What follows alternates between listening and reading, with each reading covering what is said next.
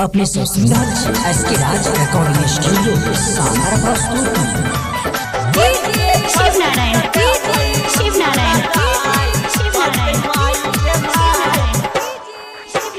गोर के छवि के देवई रंग लगाई करते माई रे माई।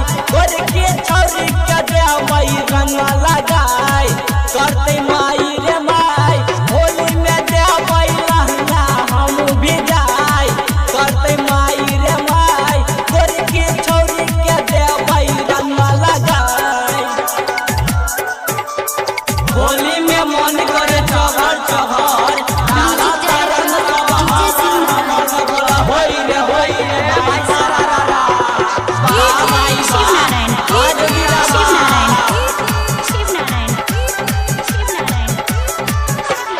भरल पिचकारी घुसेबो तोरा चोलिया घुसेबो तोरा चोलिया घुसेबो तोरा चोलिया।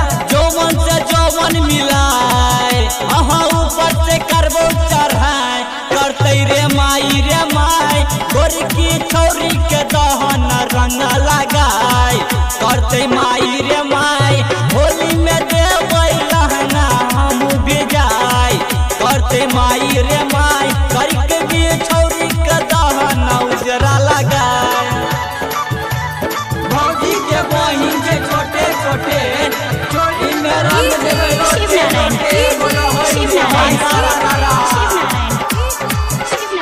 मुंडा बिगाड़त त पील बतारी हो पील बतारी। कोरा में लेबै उठाई फेरो हम देबै खसाई करते रे माई रे माई। गोर की छौरी के दहन रंग लगाई करते माई रे माई। होली में देबै लहंगा हम भी जाई करते माई रे माई। गोर की छौरी के दहन रंग लगाई। भौजी के बहिन से बड़की खेलाए भौजी के बहिन से बड़की खेलाए। एक न लागे छै भाई छोटकी चिन्ह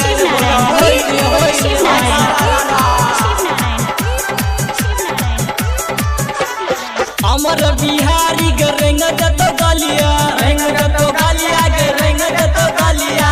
रोहित के लिहा बुलाई नीतीश निगम के लिहा बुलाई करते रे माई रे माई। गोर की छौरी के